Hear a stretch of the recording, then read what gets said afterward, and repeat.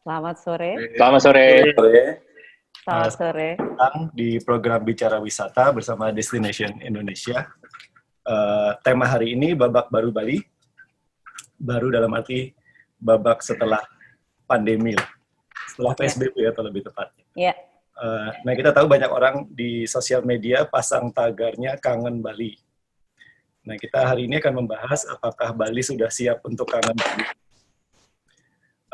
Hari ini ada 6 panelis. Kita akan bicara tentang agenda Bali menyambut turis yang rencananya dilakukan pertengahan 2020. Kondisi terakhir terkait pandemi, kesiapan para pelaku pariwisata, juga nanti pengalaman apa yang akan berubah buat para turis yang mau masuk Bali. Nah, ke-6 panelis yang datang hadir hari ini mewakili spektrum yang berbeda, akan memberi insight yang beragam juga bagi semua audiens yang hadir hari ini. Yang pertama ada Pak Putu Winastra, Sekretaris ASITA Bali. ASITA ini singkatan dari Association of the Indonesian Tours and Travel Agencies. Pak Putu juga bekerja sebagai Presiden Direktur KBA Tour. Lalu ada Pak Iwayan Warta, Director of Finance Bali Hotels Association, dan juga General Manager of Amadia Resort and Villas di Seminyak. Lalu ada Rudolf Detu, Direktur Masanur, juga manajer band, salah satu band paling terkenal di Bali sekarang, The Hydrant. Oh,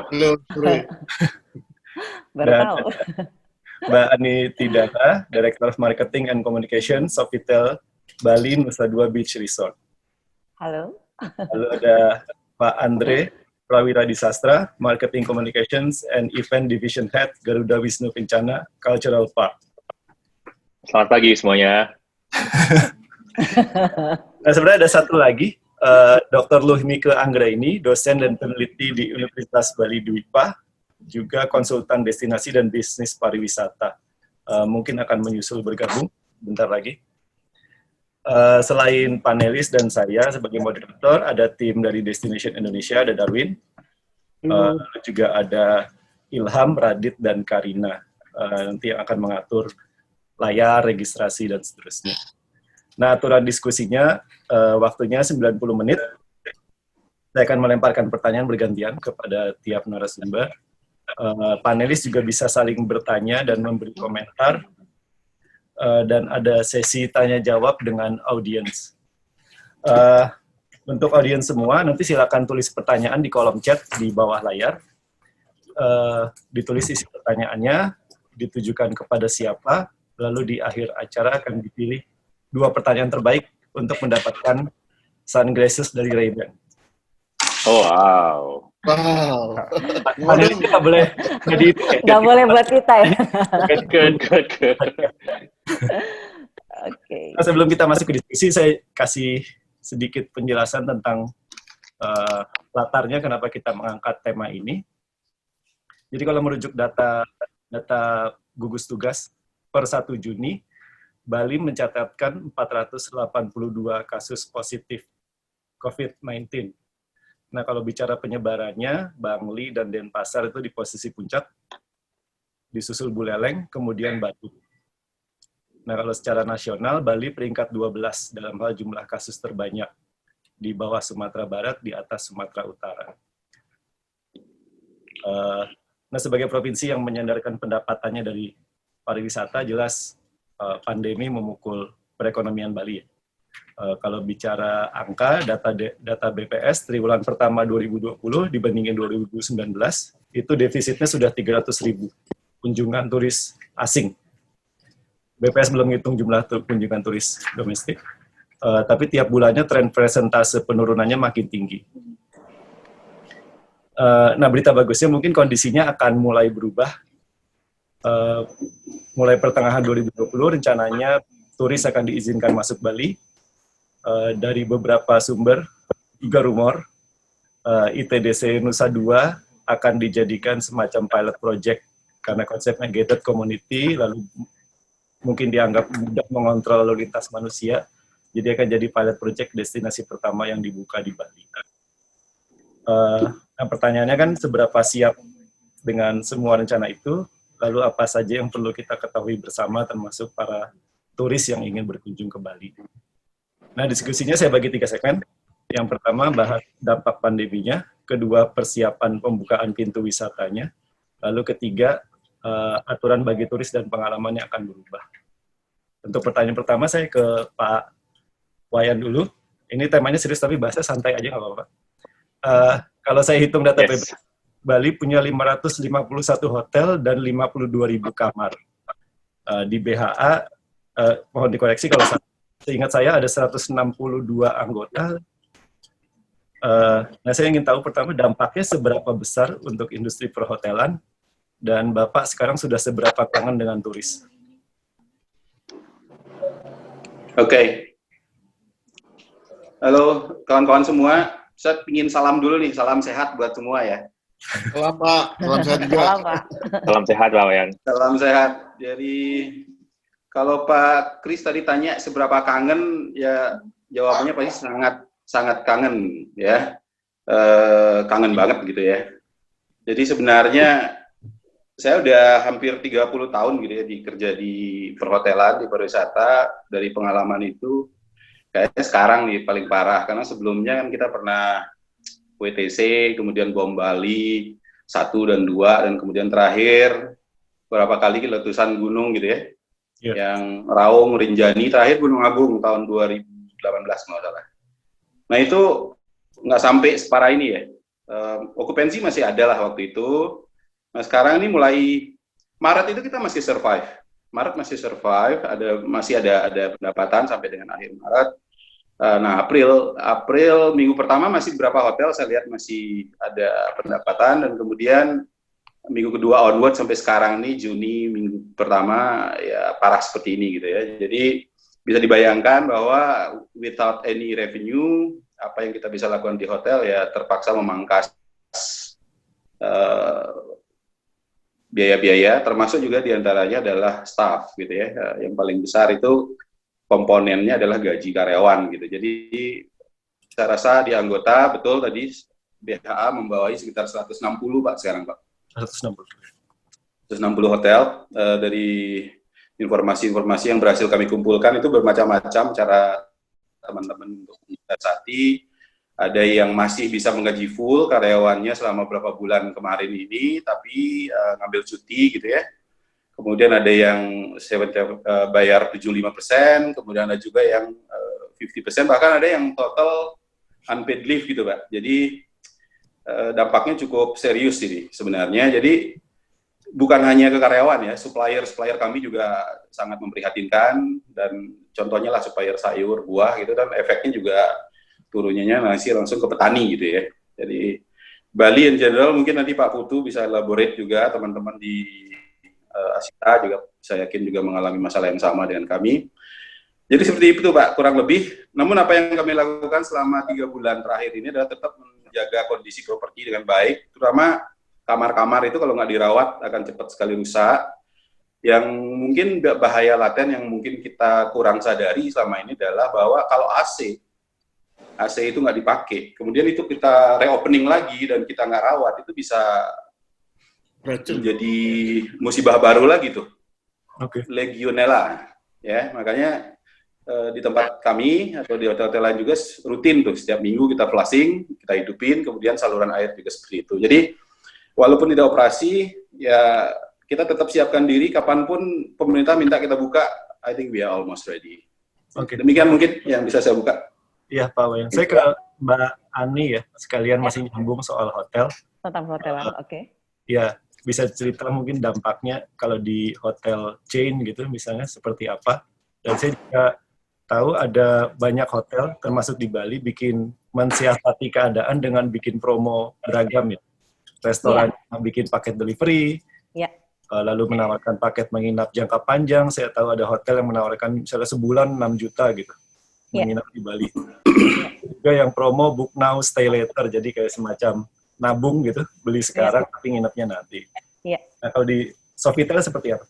Oke, sebenarnya tadi yang sudah dibicarakan sama Pak Wayan, tidak terkecuali Sofitel, kita pun mengena dampaknya terhadap pandemik ini. Gitu. Tapi saat ini tuh Sofitel sedang finalisasi, kemudian juga sedang implementasi terhadap SOP yang baru, berkenaan dengan CHS ya, masalah kebersihan, kesehatan, dan keselamatan. Dan Sofitel lagi pembentukan terhadap sebuah tim baru, kita sebut tim hygiene atau All Safe. Tujuannya adalah untuk apa? Untuk mengakali dari dampak pandemik ini sendiri. Jadi kalau bisa saya bicara lebih lanjut di sini adalah tujuannya karena kita pengen memberikan satu rasa nyaman tetap kepada tamu-tamu kita yang akan berlibur ke Bali. Mereka punya confidence datang ke Bali, berlibur ke Bali, confidence terhadap SOP yang baru tentunya dengan new normal gitu. Jadi kalau dampaknya terhadap Sofitel, kena Sofitel juga kena berdampak. Tidak terkecuali semua gitu kan. Gitu. Iya. Saya ke Pak Putu. Kalau di travel agent seperti apa sih Pak? Saya nggak begitu banyak dapat berita gitu. Misalnya travel agent apakah juga mengurangi karyawan atau malah ada yang tutup? Dampak pandemi seberapa besar untuk travel agent di Bali? Nah, pertama saya ucapkan terima kasih kepada Mas Christian yang sudah mengundang kami ya sebagai Asita untuk bisa sharing di Zoom meeting ini. Selamat sore para panelis dan juga para audiens. Perlu saya sampaikan bahwa Asita saat ini kami mempunyai 404 anggota, Pak. Dengan majority daripada anggota kami itu adalah pemain inbounders, di mana dari 404 anggota kami itu kami bagi menjadi 11 divisi market. Jadi pandemik ini sebenarnya yang paling pertama terpapar itu adalah kami sebagai pemain inbound, terutama China. Karena kan yang pertama kali itu kan yang kena Wuhan. Jadi di Asita itu kami mempunyai sekitar 80 anggota travel agent yang khusus menangani wisatawan China. Jadi sebenarnya mereka sudah terpapar dari bulan Januari sebenarnya. Jadi dari bulan Januari itu, dari 80 itu sudah setengah mereka tutup karena tidak ada kegiatan sama sekali. Dan sebenarnya pada saat bulan Februari, kami di other market dari China itu sedikit optimis bahwa Bali ini masih bisa survive karena others country-nya tidak terimbas gitu. Tapi alam dan Tuhan berkata lain bahwa Italia terserang, Jerman terserang, akhirnya seperti bagaimanapun juga pandemi ini memang meluluh lantakan industri pariwisata secara general di Bali.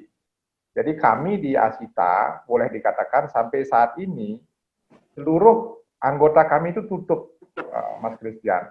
Jadi tidak ada yang buka karena tidak ada kegiatan sama sekali. Bahkan sampai bulan Agustus, booking-booking dari Europe sudah pada cancel.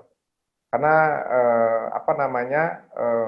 mereka sendiri ada aturan untuk tidak bisa bepergian ke luar negeri yang artinya cukup jauh gitu. Karena cross bordernya sampai sekarang mereka juga belum dibuka sampai sekarang. Gitu. Oke, makasih Pak Bu. Saya mau ke Detu nih. Ini mewakili spektrum yang berbeda. Saya baca tentang hasil diskusi di Udayana. Profesor Made Bandem bilang perlu ada tunjangan untuk para seniman di Bali karena bagaimanapun ya mereka juga bagian dari komunitas, bagian juga dari industri pariwisata. Nah, kamu kan banyak berkecimpung di dunia musik ya. Pernah jadi manajer Superman is Dead, sekarang manajer The Hydrant, ngadain pentas jazz secara reguler di Rumah Sanur. Ada nggak sih tunjangan untuk musisi? I wish ya. Selamat sore teman-teman. Terima kasih sudah mengundang saya Rudolf Betu dari Rumah Sanur. Untuk tunjangan sama sekali nggak ada ya. Kalau mungkin kayak di Jakarta gitu mungkin kita dapat ya, mungkin dalam posisi bukan sebagai dapat PSBB gitu, dapat dari pemerintah. Kalau di Bali kan PSBB setengah hati, mungkin tujuannya biar nggak ngeluarin duit pemerintahnya. Jadi kita nggak dapat apa-apa. Dan salah satu yang mungkin paling terlupakan adalah ketika datang pandemi semacam gini, yang paling pertama di-cut itu adalah musisi. Jadi yang sisi entertainment itu dianggap bukan hal vital. Jadi yang paling terdampak pertama itu selain di pariwisata, kalau pariwisatanya anjlok, entertainment juga pasti anjlok. Dan setelah itu yang dikurangin kan misalkan selain pengurangan pegawai ya entertainment nggak ada gitu. Ya kita sama sekali nggak ada tunjangan apa-apa. Akhirnya yang kita lakukan ya nolongin teman-teman sendiri. Misalnya kayak di Rumah Sanur kita bikin mulai minggu depan saya bikin acara sembako untuk musisi dan kru. Itu aja yang bisa kita lakukan. Kampanye lewat Kita Bisa. Kebetulan aku kan cukup dekat dengan Kita Bisa, jadi ngobrol sama Kita Bisa, dibilang, oh ya Mas, kebetulan kita ada dana yang mungkin bisa kita salurkan untuk ngebantu proposal Mas apa. Saya udah bilang, Rumah Sanur ini dekat dengan kegiatan ekonomi kreatif, dan yang paling terdampak itu salah satunya adalah musisi. Jadi kalau kita nggak bikin acara di sini, ya ada 7 hari itu nggak ada acara musik. Jadi ya dan kita bisa kebetulan membantu bukan lewat crowdfunding. Yang crowdfunding yang lain lagi. Jadi mereka langsung kasihin duit gitu. Beruntung sekali kita. Jadi itu aja yang masih bisa kita lakukan. Cuman memang seharusnya sih kalau menurut saya pemerintah harusnya turun tangan ya. Apalagi kan gembar-gembornya selain pariwisata yang harus ditonjolkan adalah ekonomi kreatif agar Bali tidak terlalu tergantung pada pariwisata aja. Ketika pariwisata goyang, ini seluruh Bali mau pingsan gitu. Jadi sama sekali nggak ada perhatian atensi apapun terhadap ekonomi kreatif ini gitu. Jadi ya balik lagi autopilot lagi, kita nolong diri sendiri aja. Oke. Saya mau ke Pak Andre. Nah, kalau di GWK seperti apa, Pak, dampaknya? Saya tahu juga di website GWK juga jual promo semacam book now, visit later. Yes, ya. Waduh, kalau GWK itu parah nih, Pak, gitu. Karena memang kita kan tutup praktis 2 bulan lebih, gitu. Dan kita punya income itu totally itu dari pengunjung yang datang ke GWK, gitu. Bayangin aja, kalau weekdays ke GWK itu 3.000 orang. Kalau weekend itu 5.000 sampai 6.000 orang yang datang gitu. Bayangin sekarang udah nggak ada sama sekali, of course, tutup selama 2 bulan dan kita tidak lagi income sama sekali dari pengunjung gitu. Kalau misalnya dulu mungkin ya GWK juga nggak hanya tempat sebagai orang untuk datang melihat patung terus juga melihat performance, tapi juga kita juga ada mics juga di GWK, terus juga ada music, ada DWP, ada Soundrenalin gitu yang tahun ini sebenarnya sudah direncanakan untuk bikin di GWK lagi, namun apa daya itu gagal, nggak ada. Terakhir kita bikin tahun baru di GWK itu 13.000 orang hadir di GWK. Tahun ini kita mau bikin lagi, tapi ternyata gagal lagi. Jadi praktis sampai akhir tahun kita nggak akan ada acara apa-apa gitu. Kalau misalnya terlihat dampaknya seperti apa, dampaknya memang sangat besar sekali gitu. Nah, untung kita masih punya restoran Jendela Bali. Kita ada delivery service dari sana. Terus juga betul kita punya namanya BNVL, Pak. Jadi buy now visit later. Jadi beli sekarang dengan harga yang sangat murah. Sama kayak hotel-hotel mungkin yang murah harganya, tapi itu bisa nanti digunakan sampai tahun 2021 gitu. Wah, parah deh pokoknya. Parah sekali lah pokoknya. Mungkin bisa menarik ya kalau Soundrenalin-nya juga jual tiket sekarang buat visit later gitu ya. Jadi kita nabung tiket. Oke, terima kasih, kita udah bahas tadi. Betul. Dampak dari pandemi di masing-masing perusahaan, masing-masing tempat bekerja. Di segmen 2 kita akan bahas rencana membuka pintu wisata. Saya ingetin lagi, audiens bisa kirim pertanyaan via chat box, ditulis pertanyaannya, lalu ditujukan kepada siapa, dikirimnya ke admin ya, jangan langsung ke panelisnya. Karena nanti di akhir acara 2 pertanyaan terbaik akan memenangkan hadiah sunglasses dari Ray-Ban. Saya mau sekalian nyambut Mbak Luhmike Anggra ini, sudah masuk di chatroom tadi pas kita lagi diskusi di awal. Selamat datang Mbak Mike. Selamat sore, terima kasih Mas Christian Ya. atas undangannya. Ini langsung saya todong pertanyaan ya.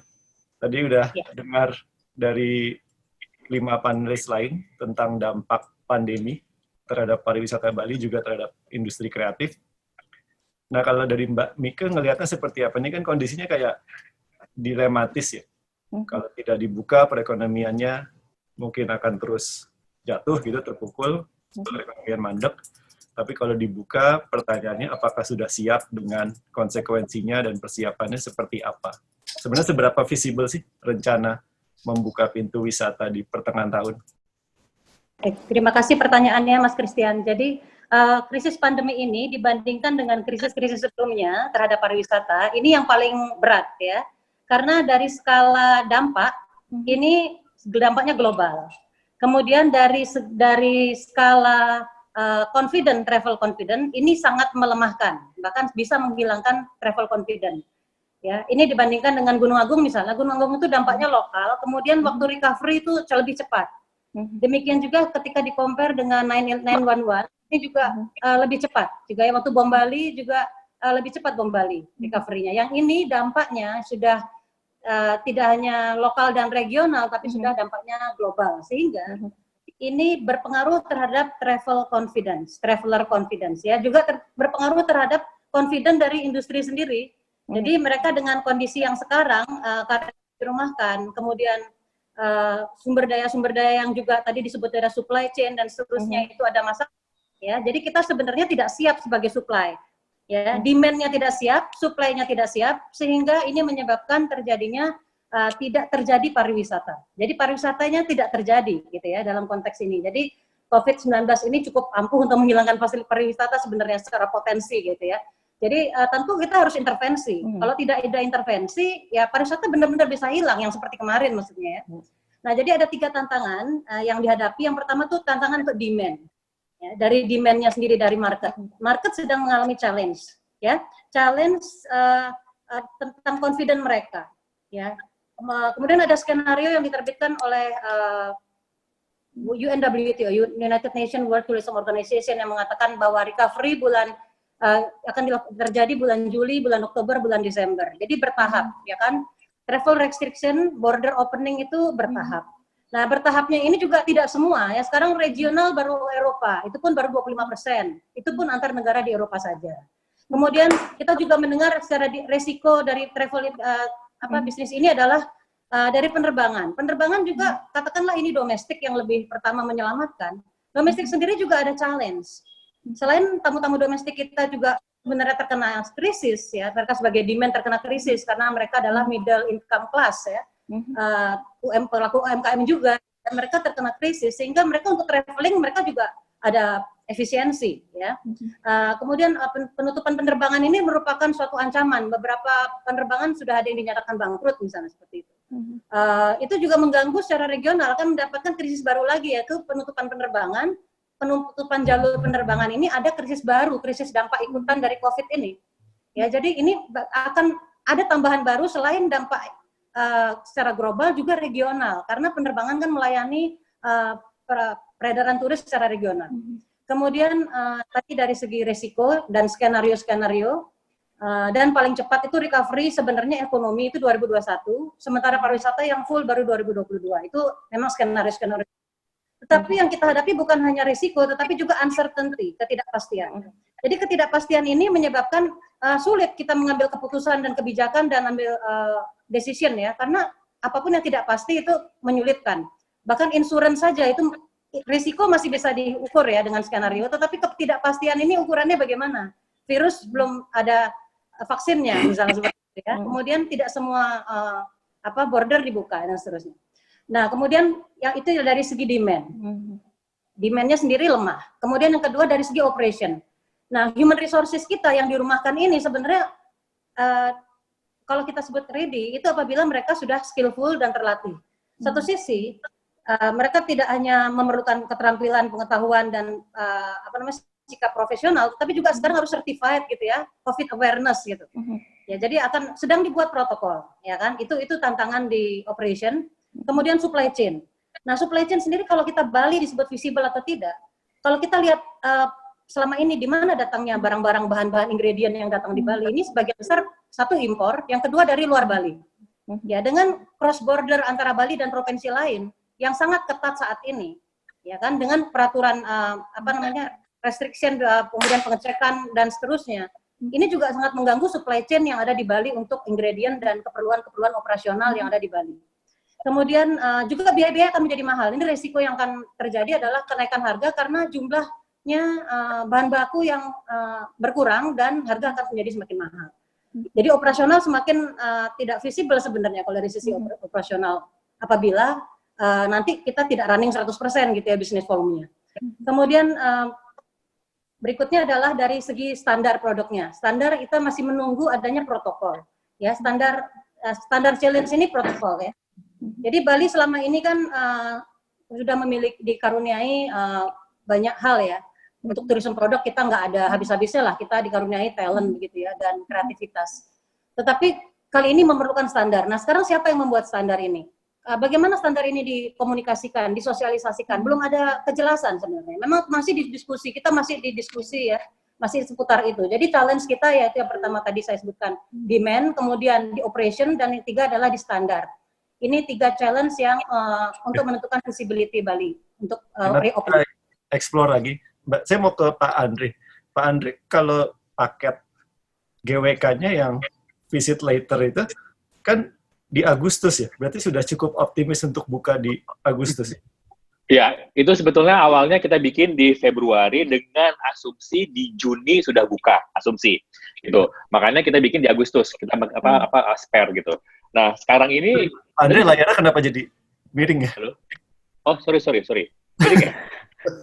Ya, jadi agak pusing. Oke. Orang palanya jadi miring nanti. Oke, jadi itu memang asumsi kita di bulan Februari kemarin, di bulan Juni akan buka gitu. Jadi kita bikin di bulan Agustus gitu. Nah, kita ini lagi mau bikin campaign baru untuk yang melihat situasi. Kemungkinan akan dirubah medianya sampai waktu yang ditentukan kapan nanti gitu loh, Pak. Gitu. Kita dulu pede banget di Agustus, Pak. Gitu. Sekarang, waduh, deg-degan banget ini. Mungkin nggak Agustus buka gitu, Pak. Oke. Pak Wayan, soal ide menjadikan Nusa Dua pilot project itu seberapa real sih, atau itu masih rumor-rumor aja? Pak Kris, terus terang kami di asosiasi belum mendapatkan informasi yang secara langsung resmi gitu ya. Yang kita baca kan pernyataan dari Bu Andani, yang Bu dari Kemenpar ya. Bu Nita ya kalau di berita-berita di media.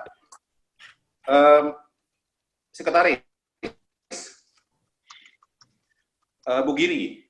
Oke. Berdasarkan meeting dengan Bapak Wagub Bali kan pernah diwacanakan itu Oktober Nusa Dua yang akan dipakai pilot project. Pada dasarnya kami sangat mendukung, apalagi dengan kondisi seperti ini, ya seperti yang tadi disampaikan Bu Dr. Mika, itu memang uncertainty ya, tapi harus ada intervensi dari pemerintah, ada keberanian untuk mengambil keputusan, ya tentunya didukung dengan data-data gitu ya, dari saintifiknya. Nah kemudian kalau dari kami, dari BHA, kalau memang sudah ditiup peluit gitu ya, kita sih siap aja sebenarnya, karena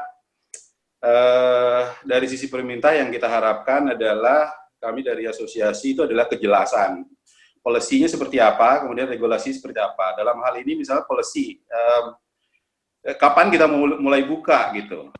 Bali terutamanya, itu kan pasti nunggu kurva turun dulu ya. Kemudian begitu ada pengumuman buka, kan belum tentu juga besoknya langsung ada tamu gitu kan. Kalau misalnya agent-agent Europe yang long haul, itu paling tidak perlu waktu 2 bulan loh Pak untuk preparation sampai akhirnya kemudian ada tamu. Dan kita juga yang kedua kan tidak bisa buka sendiri, nggak mungkin kayak gitu. Kita sangat tergantung dengan Singapura kalau kita berbicara mengenai long haul yang dari Europe, Timur Tengah, karena semuanya hubnya di situ. Demikian juga Bangkok, Malaysia gitu. Banyak yang pesawat-pesawat yang kalau ke Bali itu mesti transit di sana. Nah kemudian Australia, bagaimana dengan Australia? Kalau misalnya mereka belum buka border, sesiap apapun Bali ya nggak dapat gitu ya. Tadi sempat disampaikan bahwa domestik akan jadi penyelamat, saya setuju sekali. Tapi dengan syarat mungkin kita lakukan secara bertahap. Gitu. Pemerintah membuka, Bali dinyatakan siap, bebas, atau new normal, kemudian daerah-daerah lain yang new normal juga silakan dibuka lah, tapi tetap dengan protokol-protokol gitu ya. Jadi kita harapkan pemerintah G2G, kemudian dari kami akan tindak lanjut dengan B2B gitu ya. Terus yang kedua, saya lihat beberapa negara kayak Kamboja itu sudah mulai buka perbatasan juga dan mengundang turis dari beberapa negara. Cuman saya lihat persyaratannya cukup berat itu.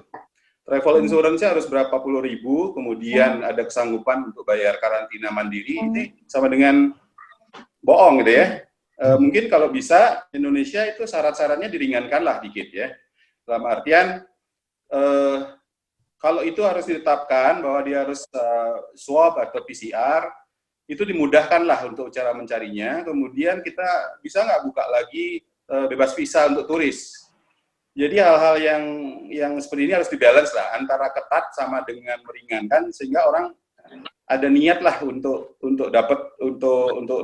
pergi ke Bali gitu. Harga tiket juga mesti kita lihat gitu. Nah itu yang policy sama regulasi. Yang harapan kami yang kedua, ini hotel udah sekian bulan nggak buka Pak. Jadi saat ini posisi kami adalah makan tabungan. Mudah-mudahan cukup nih sampai Desember. Nah ini kalau kita buka, yang perlu kita perhatikan mungkin harapan kepada pemerintah juga adalah ada nggak skema di mana kami pengusaha-pengusaha itu bisa dapat dana talangan atau pinjaman berbunga murah lah yang nantinya mungkin bisa dicicil lagi tahun 2021-2022 ketika kondisi sudah membaik gitu. Kalau misalnya kita buka, ya udah duitnya nggak ada sebenarnya untuk modal kerja gitu ya. Dan kami pahami bahwa ini bukanya pun juga akan gradual, nggak langsung kembali ke level normal. Mungkin kalau Juli atau Agustus dibuka, mungkin okupansi akan 10-20% gitu ya. Jadi bisa bertahap seperti itu, sehingga kecukupan modal juga terjamin. Gitu. Dari dua lagi. Pak Kris, untuk harapan kami pemerintah itu sih roadmap-nya biar jelas ya, recovery-nya biar jelas. Maksud kami adalah kalau ada step by step-nya, tanggal berapa, timeline gitu, kan kami di industri bisa ikut serta gitu ya. Seperti apa, apakah ada promosi apa, fam trip mungkin Pak Putu dan tim di Asita juga bisa mengundang teman-teman dari luar untuk melihat secara langsung lah kesiapan Bali bahwa di Bali aman ya. Kemudian dari media juga perlu fam trip karena saat ini yang kondisinya seperti yang disampaikan Dr. Mika tadi global ya. Kita akan rebutan pasar dengan negara-negara lain gitu. Saya rasa perlu sinergi antara semua stakeholder nih pariwisata. Terus yang paling terakhir yang menurut kami penting itu adalah implementasi di lapangan. Kalau misalnya regulasi udah keluar, SOP udah keluar, nah kelemahan kita kadang-kadang di implementasi ya. Orang baru landing di airport, katanya ada yang scan segala macam, cek suhu badan gitu. Ternyata kadang-kadang nggak ada itu. Kemudian ketika dia masuk mobil, di SOP-nya si pengemudi harus desinfektan segala macam, ternyata nggak ada. Di hotel juga nggak ada, dan harapan kami sih sebenarnya selama masa awal recovery ini adalah pemerintah membantu lah di pusat-pusat pariwisata seperti Nusa Dua, Kuta, Ubud dan sebagainya itu silakan ditempatkan polisi-polisi untuk membantu mengawasi ngontrol new normal ini supaya berjalan dengan baik. Demikian juga dibuatkan pos-pos kesehatan yang dalam jarak dekat. Nah ini mungkin sebenarnya tujuan pentingnya adalah lebih memberikan kepada rasa aman bahwa ada polisi loh, ada yang ngatur. Kemudian kalau misalnya orang sakit ada medical center yang dekat gitu, seperti itu. Jadi inti dari semuanya kan ini building trust ya, building trust sehingga orang mau loh ke Bali bukan ke tempat lain gitu. Saya rasa sih dari BH seperti itu dulu, Pak. Iya, makasih Pak Wayan. Saya nyambung ke Pak Putu, tadi kan ditodong sama Pak Wayan sekalian untuk mengadakan fam trip. Kalau dari pihak Asita sudah ada kayak semacam timeline gitu, Pak? Atau misalnya sudah ada target turis mana dulu yang mau disasar? Apakah dari Jawa Timur dulu gitu misalnya? Mungkin saya sedikit mengomentari apa yang disampaikan oleh Pak Wayan berkaitan, dan juga Dr. Mika, berkaitan dengan standar minimum protokol yang beliau sampaikan tadi ya. Kebetulan kami di Asita sering ikut juga diskusi dengan pemerintah dalam hal ini Provinsi Bali. Jadi seluruh stakeholder pariwisata di bawah Givi Bali itu sebenarnya dimintakan semacam advice apa-apa saja dari masing-masing stakeholder itu diperlukan untuk mengimplementasikan daripada standar minimum protokol Bali New Normal ini gitu. Nah, jadi dari Asita sendiri juga sudah memberikan beberapa masukan kepada pemerintah untuk standar minimum protokol ini. Dan kami berharap sebenarnya standar minimum protokol dari pemerintah Provinsi Bali ini bisa diputuskan within this June gitu. Jadi bulan Juni ini. Sehingga apa yang disampaikan oleh Bu Dr. Bike itu ada sebuah kepastian untuk para industri, kapan kita bisa buka. Ketika standar new normal ini sudah diputuskan oleh pemerintah, jadi secara otomatis kan seluruh industri ini harus mengimplementasikan standar itu di dalam servisnya mereka gitu. Walaupun secara personal dari masing-masing perusahaan sudah preparation juga standar new normal itu, tetapi yang terpenting match nggak antara dari pemerintah dengan kita punya, jangan sampai pemerintah lain, kita juga lain, kan tidak bagus juga itu. Nah, berkaitan dengan market, memang kita bersepakat bahwa yang paling pertama itu adalah market domestik yang kita harus sasar. Karena sudah teruji sekali, beberapa kali Bali ini mengalami musibah, market domestik inilah yang recovery yang pertama kali. Namun, sekali lagi, aturan-aturan di lapangan ini betul-betul harus dijalankan sesuai dengan standaritinya itu sendiri gitu. Jangan sampai seperti tempo hari saya ikut webinar dengan UNUR, kebetulan ada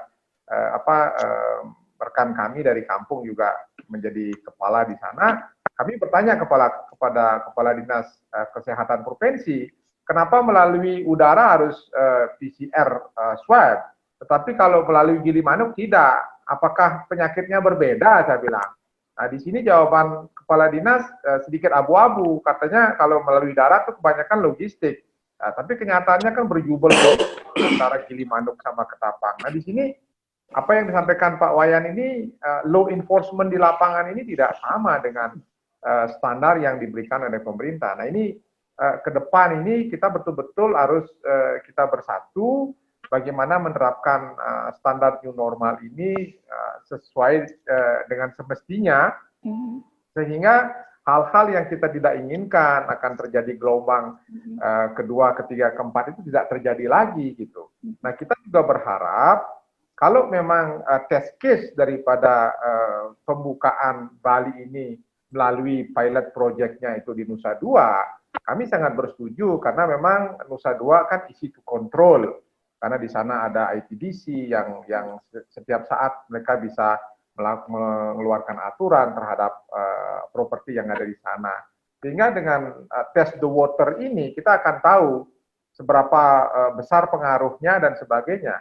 Dan kami sendiri juga berharap the whole Bali ini, terutama objek-objek wisata yang ada di Bali ini bisa siap dengan standar protokol ini sampai bulan Oktober yang disampaikan oleh Pak Wakil Gubernur Pak Cho Aceh, sehingga betul-betul kita sebagai pelaku pariwisata ini yang sudah sangat kangen dengan turis-turis yang dari bulan Maret kami sudah working from home, betul-betul bisa bekerja kembali walaupun tidak semaksimal yang kita harapkan, begitu. Nyambung Pak Putu, saya ke Mbak Ani.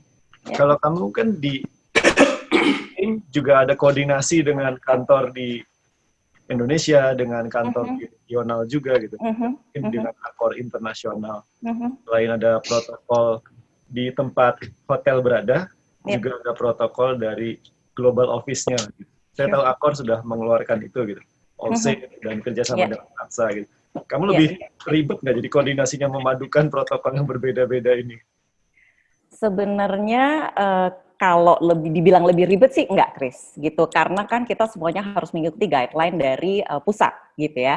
Jadi yang seperti tadi saya sebutkan di depan bahwa saat ini Sofitel itu sedang finalisasi dan implementasi untuk masalah SOP yang baru berkenaan dengan CHS itu sendiri. Jadi kita lagi build satu tim yang all safe itu tadi. Tujuannya sebenarnya ini agak nyambung dengan yang Dr. Mika bilang. Saat ini kan semua travel itu punya confidence-nya turun. Jadi salah satu tugas dari perhotelan adalah bagaimana membuat confidence para traveler turis yang datang ini ada lagi gitu loh.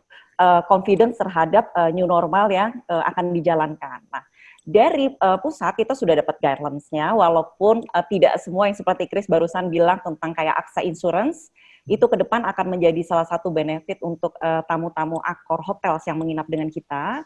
Tapi saat ini guidelines masih dalam proses pembuatan, jadi kayak saya belum bisa share, dan program ini pun baru akan launching di bulan Juli, bulan depan. Gitu. Jadi tujuan benefitnya adalah semua tamu Accor Hotels yang menginap akan dapat berkonsultasi dengan dokter masing-masing, kemudian dengan bahasanya mereka, karena kan dari berbagai macam negara, seperti itu.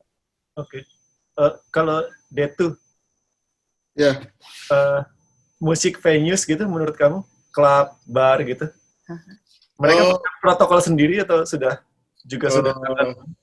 Kalau sebenarnya di kejadian di bawah ya, itu masing-masing udah berinisiatif sendiri untuk buka ya. Dan yang paling sederhana, misalkan restoran gitu ya. Ini kan konteksnya ada dengan sebagian dari restoran tersebut adalah juga sekaligus music venue ya. Nah, restoran sendiri itu kalau saya hampir tiap hari, hampir tiap malam gitu pergi ke Canggu ngeliatin segala macam. Itu mereka udah sejak 1,5 minggu terakhir ini mereka udah buka dan udah dine in, udah nggak lagi cuman delivery aja. Jadi bukan cuma take away, udah mulai dine in, dan di bawah tak perhatiin mereka tidak terlalu ketat protokolnya. Jadi beda dengan yang di hotel-hotel di Nusa Dua. Kapan hari pernah dinner di Nusa Dua, itu jarak dari satu kursi ke kursi lain itu jauh ya. Kalau di yang di Canggu di Sanur gitu, jarak satu meja ke meja yang lain mungkin agak berjarak, tapi kalau kita sama teman berenam itu ya udah sebelah-sebelahan aja. Nah, cuman kalau untuk live music venue itu sebenarnya mereka sih siap-siap aja, cuman cenderung menunggu gitu, karena suka nggak suka mesti siap, dan mereka juga kasihan juga sama kayak beberapa tempat mereka kasihan sama musisi-musisinya yang terutama yang main tiap malam gitu ya, yang top 40 band gitu. Cuman karena belum ada protokol, sama belum ada yang disebut dengan kelaziman baru secara formal menurut pemerintah itu seperti apa. Nah, itu regulasi jelasnya belum keluar, jadi mereka belum berani mengambil risiko.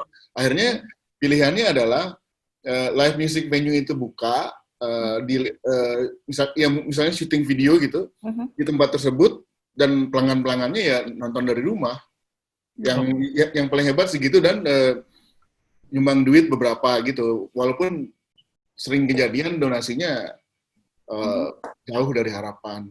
Yang jelas tempat-tempat apa yang terjadi di lapangan itu semua tempat-tempat udah pelan-pelan udah mulai buka. Tapi yang musik belum terlalu berani mereka. Cuman DJ secara kecil-kecilan gitu tempat sempit udah, dan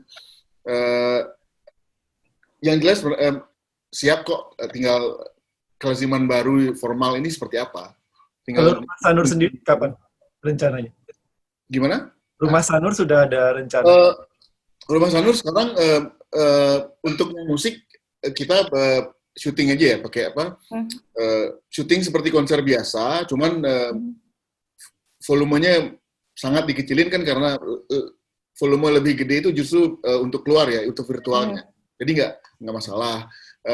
DJ juga terus, tapi lebih banyak yang workshop saja. Kalau yang live music venue kita cenderung lebih ngerasa nggak enak sama tetangga aja gitu. Jadi nggak mungkin dong di sebelah sepi ini jedar mainin musik gitu. Ya, Ya sebenarnya yang paling bagus adalah secepatnya pemerintah mengeluarkan regulasi kelaziman baru itu seperti apa yang jelas. Jadi dengan adanya hal tersebut orang-orang pasti akan lebih jelas semuanya, kepastian lah, adanya kepastian. Karena ini coba aja kalau keluar di malam-malam ya, jam-jam 6 sore gitu di sekitar Seminyak, Canggu segala macam, restoran udah pada buka biasa tuh. Oke, saya ke Mbak Mika, tadi udah dengar dari beragam pendapat ya. Saya kebetulan 2 hari lalu wawancara perwakilan Direktur Jerman Tourism Board yang untuk Asia, Asia Tenggara. Dan dia cerita tentang Jerman sudah mulai masuk new normal lah. Nah, tapi itu bisa dicabut setiap saat dengan parameter yang jelas. Jadi kalau ada 50 kasus baru per 100.000 orang di satu negara bagian, PSBB-nya, lockdown-nya berlaku lagi gitu. Lalu Jerman juga pakai sistem travel corridor, mulai 15 Juni akan buka perbatasan dengan Swiss dan Austria.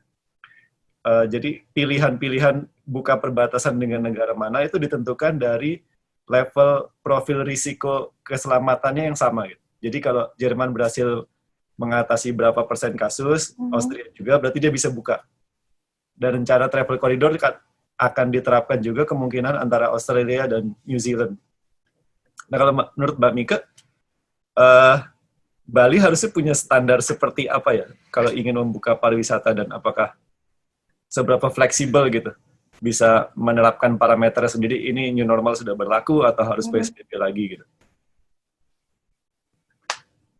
Ini Mbak Mika kemana ya? Di mute deh kayaknya, mute deh.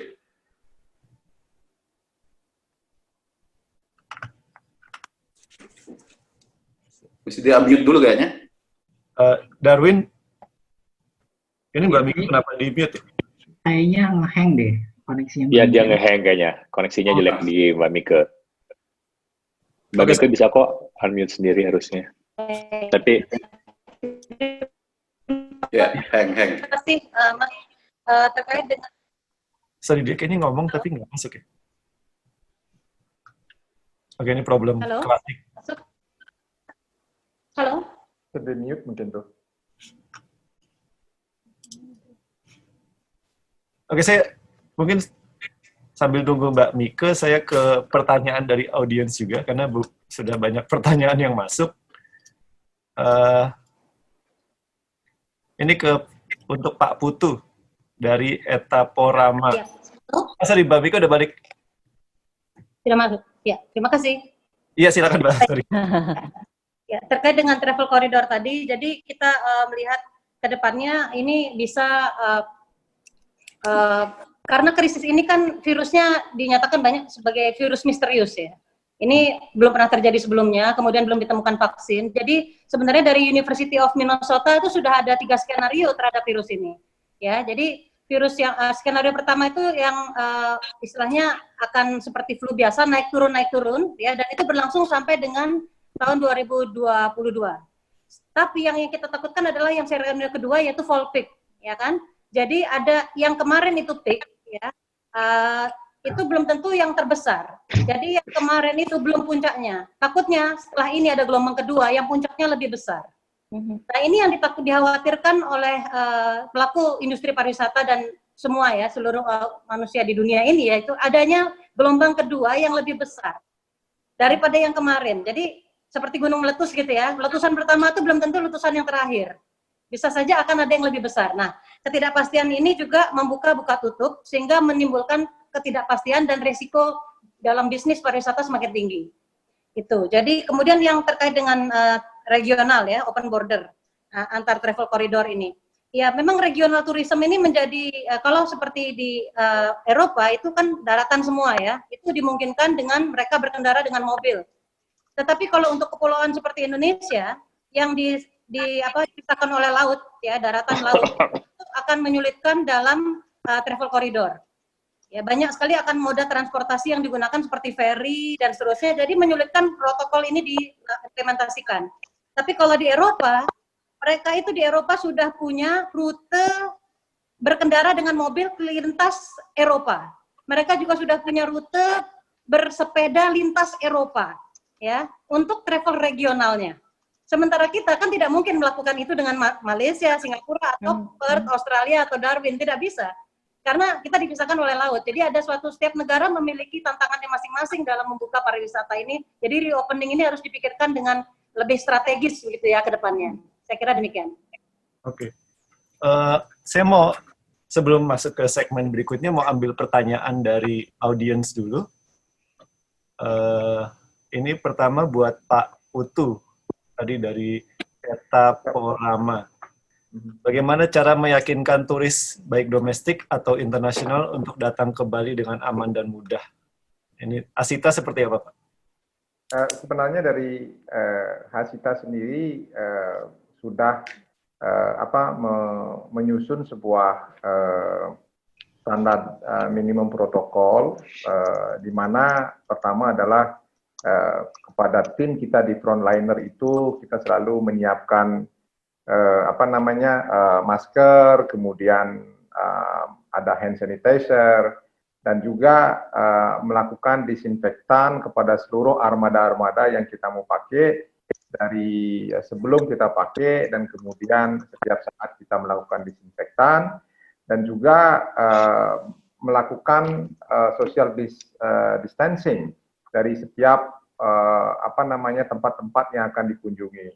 Nah, oleh karena itu juga kita selalu berkoordinasi dengan terutama stakeholder terkait seperti hotel misalnya, mereka juga sudah mengikuti aturan-aturan health protocol, dan juga restoran-restoran yang kita akan pakai. Nah, begitu juga objek-objek wisata, mereka juga akan melakukan standar minimum protokol yang disesuaikan dengan sesuai dengan keputusan pemerintah. Nah, ini merupakan sebuah hal yang selalu kita sampaikan kepada calon-calon wisatawan, dan kemudian sebelum mereka datang sebenarnya kita sudah melakukan komunikasi kepada partner di luar negeri ataupun di luar daerah agar mereka bisa mencocokkan rute travelingnya mereka, apakah sesuai dengan standar yang kita akan berikan, sehingga ketika mereka datang, mereka tidak akan bermasalah. Seperti misalnya di airport, kita akan melakukan penjemputan dengan physical distancing, kemudian kita tidak akan lagi melakukan pengalungan bunga misalnya. Kita hanya melakukan grid dengan panganjali seperti ini, dan kemudian kita langsung memberikan masker, hand sanitizer, dan terlebih dari armada yang kita pakai, kita akan mengurangi jumlah kapasitas tempat duduk mencapai 50% dari kapasitas normal. Misalnya bus misalnya 40 seat misalnya, 40 seaters, kita cuma pakai 20 seat saja untuk setiap tamu. Artinya 50% kita sudah kurangi. Jadi hal-hal seperti ini tentunya bisa memberikan pemahaman reference kepada calon-calon wisatawan yang akan datang ke Bali tentunya. Ini ada satu lagi dari Gabriela Yosefina untuk Ani, Mbak Ani. Ini ada yang nanya langsung detail nih, protokol untuk wedding gimana? Protokol untuk wedding. Masih ada. Siap nikah tahun ini kayaknya nih. Oke. Saat ini sebenarnya tadi saya udah sebutkan juga bahwa perhotelan mengena dampak yang cukup besar. Jadi banyak sekali berkenaan dengan peraturan baru, new normal SOP yang baru. Kita sekarang lagi mencoba menggali finalisasi untuk termasuk masalah untuk wedding gitu ya. Jadi saat ini bukan kita tidak menerima, kita tetap menerima, tapi masih dalam penggodokan SOP yang baru. Karena kan kita tidak mungkin melakukan hal-hal yang sama seperti dulu, termasuk untuk masalah wedding, gitu. Jadi masalah tempat semuanya kita masih finalisasi semua. Oke. Gitu. Jadi kalau ditanya apakah bisa wedding di Sofitel, bisa.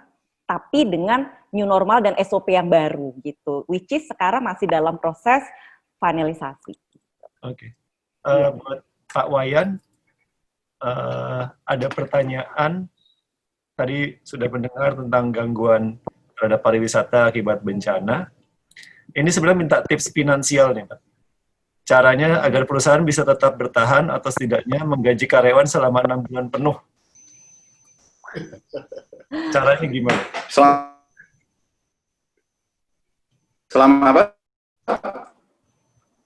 Sudah agak putus-putus. Halo? Iya ya. Sorry. Bisa diulang? Agak Iya. terputus tadi. Iya, ini minta tips finansial seperti supaya perusahaan bisa tetap bertahan atau setidaknya menggaji karyawan selama 6 bulan penuh. Wow. Dalam konteks bencana. Caranya gimana? Iya. Nampaknya kita mesti belajar kembali gitu ya. Dari beberapa kali musibah yang kita alami, semestinya kita sejak dulu sudah mempersiapkan diri terhadap kemungkinan terjadinya business interruption lah seperti ini. Dalam aspek finansial, saya rasa setiap perusahaan itu punya dana cadangan dari yang bisa dipakai untuk apa ya? Sama dengan finansial pribadi ya. Kalau beberapa hal yang saya tahu itu adalah kita harus mempersiapkan diri untuk paling tidak punya cadangan dana sebanyak 6 kali kebutuhan operasional sebulan, paling tidak head cost gitu ya, fixed cost kita berapa, jadi kita siapkan dana seperti itu dan jangan diutak-atik. Tapi itu good in teori, tapi kenyataan di praktek agak susah karena tergantung kembali kepada perusahaan, kembali kepada owner masing-masing. Dan kebetulan di tempat saya sampai saat ini masih bisa, itu seperti yang saya sampaikan tadi, itu kita makan tabungan dulu lah. Makan tabungan yang selama ini terakumulasi, itu kita keluarkan dulu, walaupun tanpa pemasukan sama sekali gitu. Seperti itu.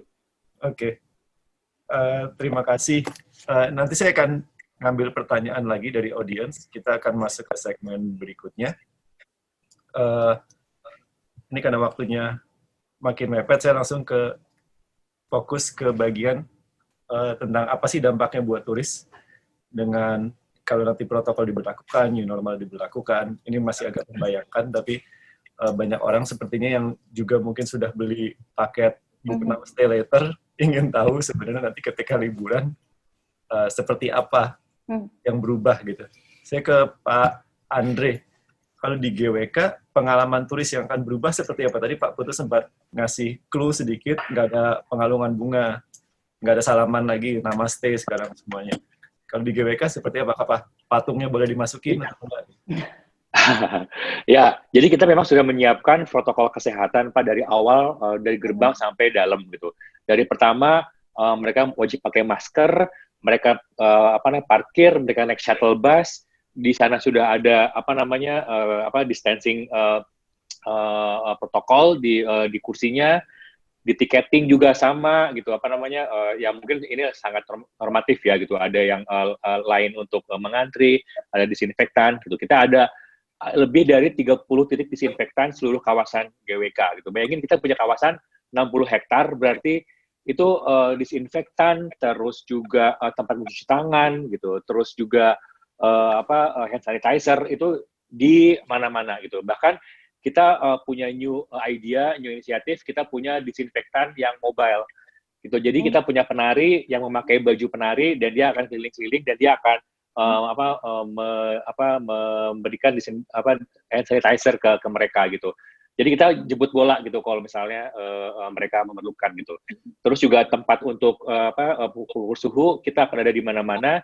Just in case kalau misalnya di awal sudah diukur, terus dikasih stiker di sini hilang, dia bisa diukur di mana saja gitu. Ada di tempat strategis, di restoran, di pintu masuk, dan di shuttle bus gitu.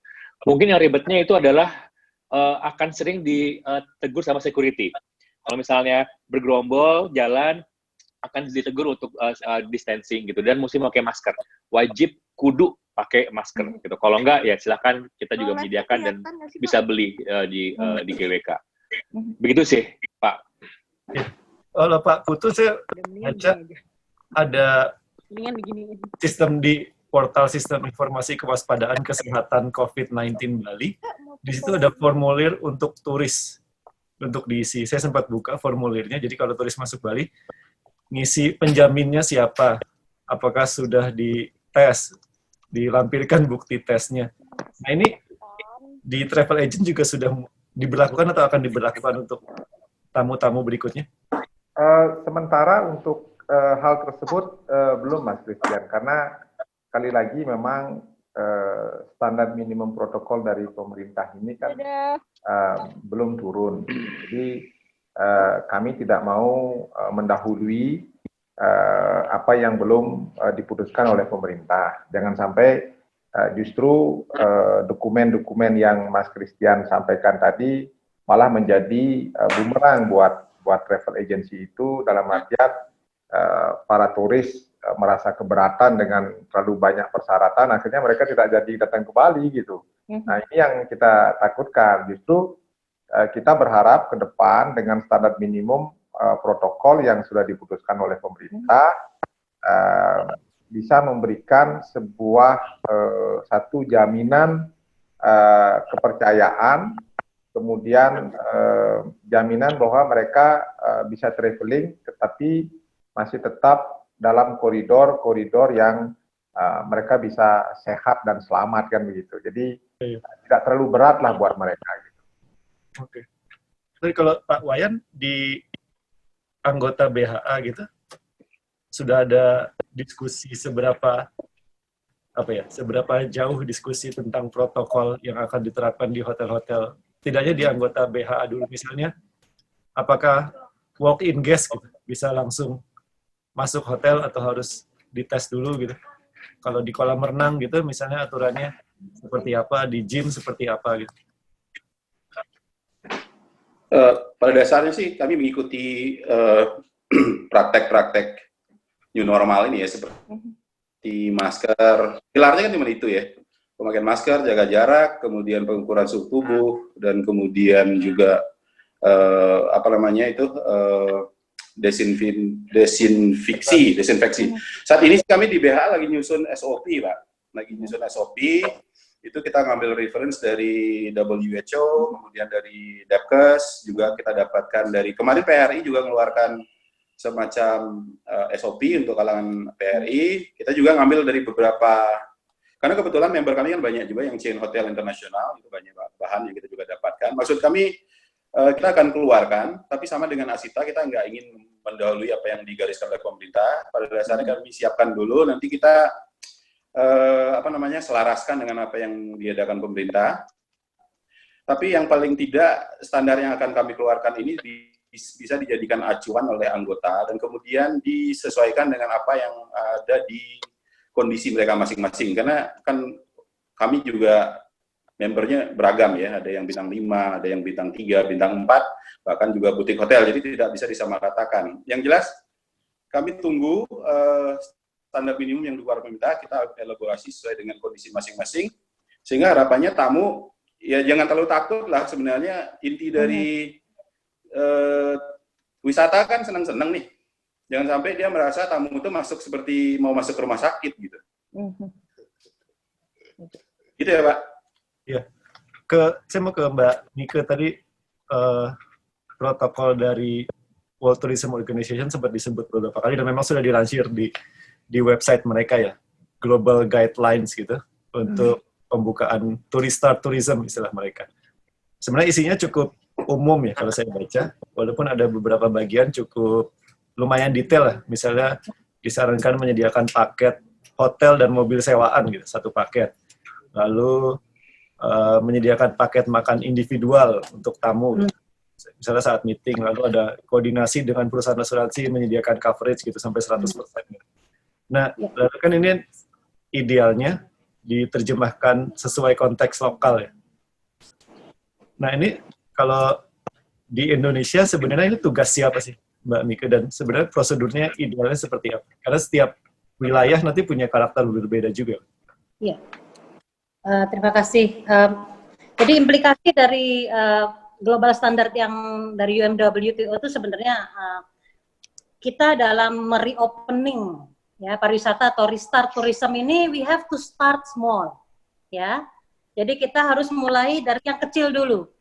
Meskipun hotelnya besar, kita mulai yang dari yang kecil dulu ya. Mulai dari kita bicara tamu yang individual misalnya ya.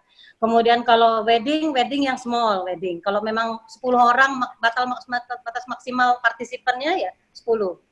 Event bisa, tapi start small, tidak besar. Ya, kemudian experience kita bisa didesain itu untuk yang start small. Kembali lagi untuk implementasi itu harus industri yang mengerjakan. Kreativitas itu dibutuhkan ya. Event-event membuat acara itu semuanya start mulai dari yang kecil dulu, tetapi rutin sambil melihat situasi apakah ada kenaikan atau tidak jumlah dari yang positif. Saya lihat implementasi di setiap provinsi itu berbeda.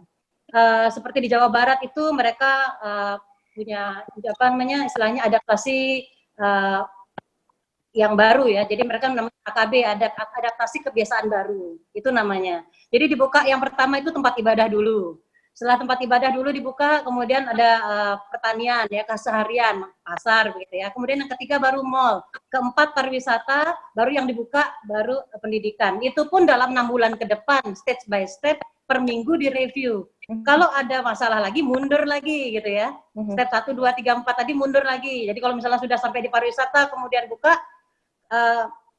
tiba-tiba ada kenaikan kasus, lagi mereka balik lagi ke yang stage sebelumnya. Jadi pendidikan itu karena anak-anak, siswa itu yang paling terakhir, itu di Jawa Barat. Kalau di Bali memang belum ada sosialisasi, tetapi tampaknya kurang lebih untuk Bali era baru, ya namanya di sini kan Bali era baru. Itu bagaimana nanti kita tunggu saja, pasti juga akan kurang lebih seperti itu, step by step. Pertama lokal dulu, ya kan? Lokal santai dulu, lokalnya relax dulu ya, isi ya, kita keluar enak. Sebelum mengundang turis kan lokalnya dulu harus nyaman, ya kan? Sebagai host kita nyaman dulu. Kalau kita host saja sudah tidak nyaman, terus undang turis, kita jangan-jangan berpikir mencurigai turis nanti kita, ya kan? Kita mencurigai turis membawa virus, itu kan lebih anti ya? dari istilahnya kita tidak mendukung pariwisata ini. Jadi kita dibuat nyaman dulu lokal. Setelah kita siap secara mental, baru kita terima turis. Sebenarnya itu prosedurnya, gitu. Oke, saya mau ke Detu. Kalau berkaca ke beberapa daerah yang sudah membuka pintu wisata ya, Berlin lah, misalnya kasus terakhir last weekend gitu, 1.500 orang gitu naik perahu berkerumun di kanal gitu, semacam kayak payback time gitu. Jadi mereka lama dikurung terus tiba-tiba tumpah semua gitu, nggak pakai masker sebagian besar. Jadi itu jadi sempat heboh di Berlin. Walaupun mereka bilang ini untuk dalam rangka protes terhadap pemerintah yang belum membuka night club waktu itu, karena night club bagian integral dari kehidupan di Berlin. Nah, kamu seberapa khawatir sih nanti malah tiba-tiba dibuka terus tiba-tiba malah banjir turis karena banyak orang udah kelamaan di rumah nggak tahan mau liburan? Kalau dari kita sebenarnya nggak pernah berpikir terlalu jauh seperti itu ya. Maksudnya kita dari kami sendiri surviving aja dulu gitu. Jadi coba bikin duit kecil-kecilan yang seperti Ibu Mika bilang tadi itu start small. Jadi kita udah bikin master class, kita bikin podcast, kita bikin segala macam. Yang jelas kita tetap di dalam protokol COVID-19 yang paling simpel, yang disinfektan, pakai masker segala macam, dan duduk agak berjarak. Dan dari kita sendiri memang belum menerima walaupun orang mau bikin event di Rumah Sanur, misalnya konser musik kayak gitu, kami belum bisa terima. Yang kami tetap buka untuk kegiatan-kegiatan atau acara itu ya paling kerjasama dengan yayasan-yayasan, karena kami punya tempat yang cukup besar, menjadikan Rumah Sanur sebagai sentra distribusi sembako, atau bikin dapur sehat untuk semua, atau kita beberapa kulkas yang tidak kita gunakan lagi karena restoran tutup, itu dipakai buat kulkas umum, jadi orang taruh makanan dingin di situ, nanti ada yang ngambil, yang kayak gitu aja. Kalau untuk membuka diri sepenuhnya itu paling mungkin tahun depan baru kita berani ancar-ancar ya. Kalau yang sekarang ini mikirin surviving dulu, sekalian nungguin new normal ini, regulasi new normal yang formal dari pemerintah, biar baru kita berani bergerak. Cuman secara kecil-kecilan kita udah tetap kita jalan kok sekarang. Udah sejak 2 minggu terakhir ini kita udah, maksudnya seolah-olah Rumah Sanur itu tidak tutup, Cuman kegiatannya betul-betul dibandingin yang sebelumnya kita betul-betul mikro mini sekarang gitu. Oke. Oke, ini karena waktunya tinggal 15 menit, saya langsung mau ke pertanyaan dari audiens saja. Ini untuk Mbak Mike. Oke, apakah setelah semua ini konsep pariwisata Bali, jadi pandemi ini apakah bisa dijadikan momentum untuk menuju ke quality tourism serta sustainable tourism? Ya, bagus pertanyaannya. Jadi ini new normal ini sebenarnya turning point ya, turning point kita untuk menentukan masa depan Bali dan Indonesia dan pariwisata kita ke depan. Jadi selama ini kan pariwisata dikeluhkan sebagai sumber masalah. Ada masalah mengenai lingkungan, kemudian masalah mengenai budaya, banyak yang tidak menghargai budaya, kemudian intoleransi dan seterusnya. Jadi kita ke depannya itu punya, ini adalah momen kita menentukan masa ke depannya seperti apa. Ya, jadi saya mau kutip dari Biosphere Certification itu bahwa if it is not sustainable, it is not development. Jadi kita harus meyakinkan bahwa kalau apapun yang tidak sustainable itu untuk kedepannya tidak menjadi pilihan kita, gitu ya. Jadi kita sempat untuk mereview lagi. Nah, terkait dengan potensi kita ke depan, sebenarnya di Bali itu sebenarnya untuk tourism thriving, untuk saya pakai disertasi saya kemarin itu, saya disertasinya mengenai sense of place. Untuk tourism thrive itu sebenarnya punya 5T ya, 5 syarat, 5T. Ya, yang pertama adalah time. Itu kita punya sebenarnya dalam krisis seperti ini kita punya waktu, time. Kemudian territory, place, kita punya tempat. Ya kan, apakah kamar, rumah dan segala macam. Kita juga punya yang nomor 3 adalah talents. Nah, talents kemarin itu kan kita embrace dari luar, expatriate itu juga termasuk talents ya. Chef celebrity chef itu talents. Artis itu semua talents. Nah, kemudian kita punya baik yang lokal maupun yang imported atau yang dari Indonesia juga ya. Kemudian titik yang berikutnya adalah tolerance ya. Kita ada tolerance. Bali bisa thriving itu karena toleransi ya, bisa tidak merasa paling benar sendiri gitu ya misalnya. Jadi Bali bisa memahami perbedaan gitu ya, bisa menerima perbedaan. Itu tolerance itu salah satu kunci untuk keberhasilan tourism. Dan yang terakhir adalah selain tolerance adalah teknologi. Nah, teknologi itu apakah teknologi secara tradisional maupun teknologi modern, apakah media sosial, digital, itu juga menentukan ke depannya. Jadi, dengan menggunakan sumber daya yang ada, karena kita kesulitannya kan di cash flow nih. Kesulitan kita tuh di cash flow, karena nggak ada pemasukan. Jadi, seperti tadi Pak Warta bilang, ini kita makan uang tabungan gitu ya. Jadi, dengan 5T tadi, yaitu time, kemudian territory, kemudian talent, kemudian tolerance, dan yang terakhir adalah teknologi, kita mudah-mudahan bisa bangkit gitu untuk menetapkan bahwa yang ada di Bali itu sebenarnya harusnya sustainable tourism ke depannya. Ya, saya kira demikian.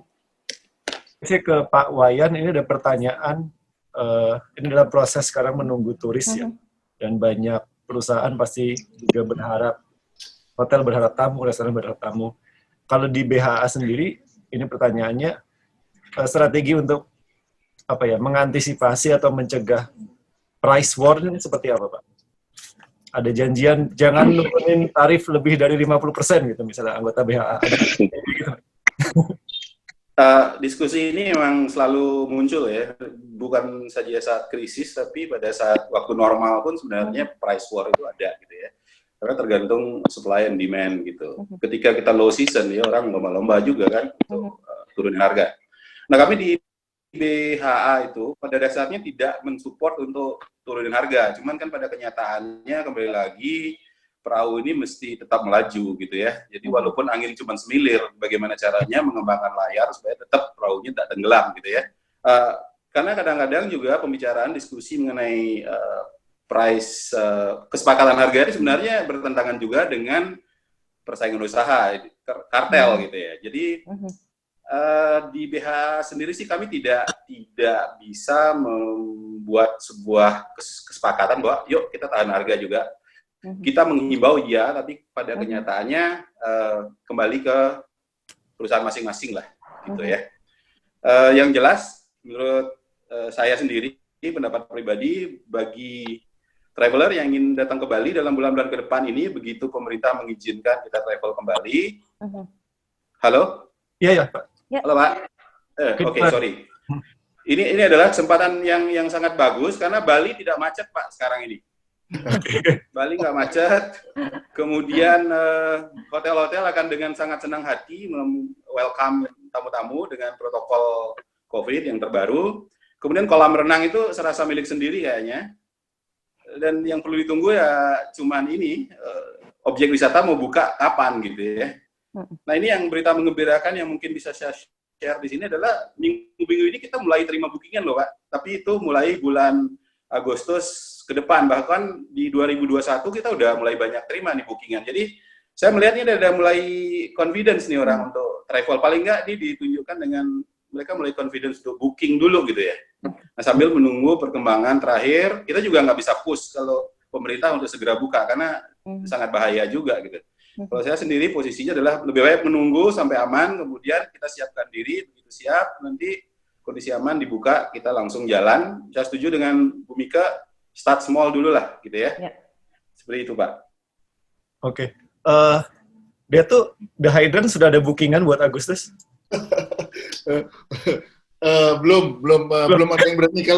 Kalau ngomongin entertainment ya, yang sudah terang-terangan berani untuk mau bikin lagi itu mungkin cuman industri film ya, karena mereka udah nemu ya kind of ya, udah nemu gimana mengakalin ini, yaitu dengan drive-in. Jadi ada salah satu Mini Kino namanya, sempat kita ngobrol, ketemu pada saat diskusi Parekraf kapan hari, mereka udah lagi cari funding untuk bikin drive-in ke beberapa tempat di kota-kota di Bali, karena kan nontonnya dari dalam mobil gitu, jadi paling nggak sudah, kalau liatin protokol paling sederhana itu udah paling aman aja. Yang itu, nah kalau yang musik udah belum ada yang berani sama sekali. Ya, jadi para musisi rata-rata dari apa yang saya lihat bikin acaranya sendiri, lalu dengan kerjasama dengan loket.com atau cari sponsor, minta duit sama sponsor, bikin special program. Itu aja yang bisa dilakukan sekarang. Nggak ada yang tampil di depan umum, di depan publik kayak gitu, belum ada yang berani ngambil risiko. Oke. Ini pertanyaan untuk Pak Andre dari Randi Mulyanto. Di sini ditulisnya dari The Telegraph UK ya. Mungkin kontributor The Telegraph. Jadi pertanyaannya, terdapat ketakutan jumlah coronavirus di Bali dapat melonjak. Lalu juga ada ketakutan bahwa jumlah realnya mungkin lebih tinggi dari jumlah yang terdata. Nah, apa yang dipersiapkan dari GWK untuk menghindari skenario peningkatan kasus COVID, penerapannya seperti apa, sebab nanti jumlah pengunjung harian di angka ribuan akan menyulitkan untuk penerapan social distancing. Nyambung, ada pertanyaan lain yang bertanya sebenarnya kalau orang Indonesia tampil ngeyel gitu, dikasih tahu nggak seperti apa gitu. Oke. So, jadi kita sudah menyiapkan dua buah ini Pak, namanya ruangan khusus yang apabila kalau misalnya mereka itu sudah mengikuti alur, mengikuti protokol dari awal sampai dari pakai masker sampai terus ditembak suhu. Apabila nanti mereka dideteksi lebih dari 37 derajat, kita menyediakan ruangan khusus spesial, ada dua di tempat yang berbeda untuk bisa meredam isu, meredam bahwa GWK tidak aman, apakah GWK ada korban gitu. Jadi itu kita langsung hubungan dengan klinik dan langsung menghubungi rumah sakit terdekat gitu. Kita sudah menyiapkan seperti itu gitu. Di lapangan Pak gitu. Kalau ada yang ngeyel gitu Pak gimana Pak? Nggak mau pakai masker? Nah, itu juga memang sudah menjadi ada di FAQ kita gitu. Jadi dari awal kebanyakan boleh sebetulnya. Dari awal mereka tidak pakai masker pun kita tidak mengizinkan untuk masuk. Gitu. Jadi kita punya security dan polisi yang cukup keras juga gitu. Jadi dari awal banget dari gerbang begitu melihat ada motor bule nggak pakai masker udah kita langsung dikeluarkan gitu Pak. Begitu Pak. Oke, ini pertanyaan sebenarnya saya bingung dilemparkan ke siapa. Jadi pertanyaan dari Trinity penulis buku. Ada yang tahu protokol untuk wisata alam seperti berenang ke pantai atau diving? Saya kayaknya lebih tepat ke Pak Putu mungkin. Kalau sementara ini yang seperti yang saya sampaikan, bahwa protokol yang pasti untuk industri itu belum dikeluarkan oleh pemerintah. Jadi cuman selama ini kita selalu menyampaikan bahwa tetap memakai masker, social distancing, penggunaan sanitizer dan sebagainya. Cuman itu saja. Jadi so far memang kami sangat menunggu itu karena tidak sekarang ini sudah sering kita mendapatkan pertanyaan-pertanyaan dari calon-calon customer berkaitan dengan yang melakukan adventure itu. Karena kan mereka berhubungan dengan alam ini masalahnya. Apa yang harus dilakukan? Ini pertanyaan yang sering kami dapatkan dan belum bisa kami menyampaikan secara pasti seperti apa nanti standar protokolnya, Mas Christian. Oke. Ya. Untuk Ani Tidara dari Yohanes Sandi, jika new normal berlaku di hotel, regulasinya untuk tamu seperti apa? Pembatasan di ruang publik, misalnya kolam renang, gym, spa, apa ada petugas khusus yang senantiasa mengingatkan tamu gitu? Iya, jadi kembali lagi saat ini kita lagi membuat semuanya finalisasi dengan mengacu kepada new normal, termasuk kepada yang berdampak terhadap breakfast, ya. Udah nggak ada lagi buffet. Kemudian juga di tempat fitness kita sekarang membuat semuanya physical distancing-nya dengan jelas. Kemudian sama kolam renang juga seperti itu. Jadi kita menyusun debeknya tidak serapat seperti dulu, tapi lebih agak berjarak gitu. Tujuannya kenapa?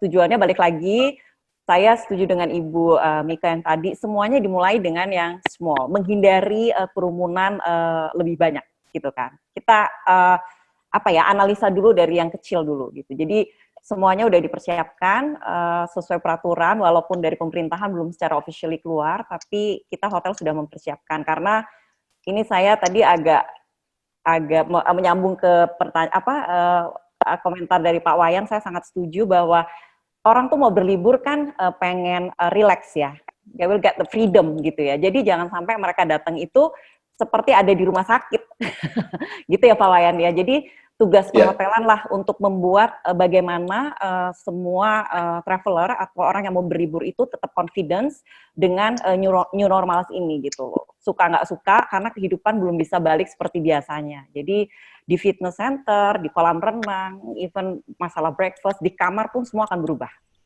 Oke. Ini pertanyaan terakhir ya untuk Mbak Mika dari If Teja. Momentum pandemi ini dan transisi arah pembukaan pintu wisata gitu, terkait Trihita Karana dan soal isu sustainability, ini bisa jadi momentum untuk rebranding Bali nggak sih? Jadi ke pasar gitu, baik domestik atau internasional, ini kesempatan Bali untuk rebranding, untuk promote brand baru atau seperti apa? Kalau sebagai konsultan pariwisata. Baik, ini menarik ya. Udah sekalian aja sharing di sini ya. Nah, kebetulan ada destinasian, mudah-mudahan bisa diterima usul saya. Jadi ini saat ini Trihita Karana sebagai konsep filosofi pembangunan Bali itu tanda kutip bungkusnya terdisrupsi. Ya, hubungan manusia dengan alam kita harus stay home, nggak boleh kemana-mana. Ya, hubungan manusia dengan Tuhan kita ada batasan ke tempat ibadah. Kemudian hubungan manusia dengan manusia daring, jaga jarak. Ya. Nah, jadi Trihita Karana ini kita terdisrupsi di bungkusnya, tetapi inti di dalamnya masih utuh, masih ya. Kita punya passion that gonna be written someday ya, tapi kita harus menunggu. Nah, dalam disertasi S3 saya, waktu itu ada satu konsep lagi yang namanya Desa Kalepatre. Ya kan? Setiap tempat memiliki tantangan sendiri, memiliki metode sendiri, pendekatan sendiri dalam menangani tantangan-tantangan yang dihadapi dan sumber daya yang dimiliki. Ini optimisme juga ya, menimbulkan optimisme karena ada Desa Kalepatre itu bagaimana kita bisa menyesuaikan diri dengan seperti tadi ya, tempat, waktu, kemudian kita punya resources apa, talent, dan seterusnya. Kemudian kita juga punya apa sumber daya kita yang menjadi daya tarik, identitas kita tuh apa, gitu ya. Nah, untuk rebranding Bali, ini menariknya adalah salah satu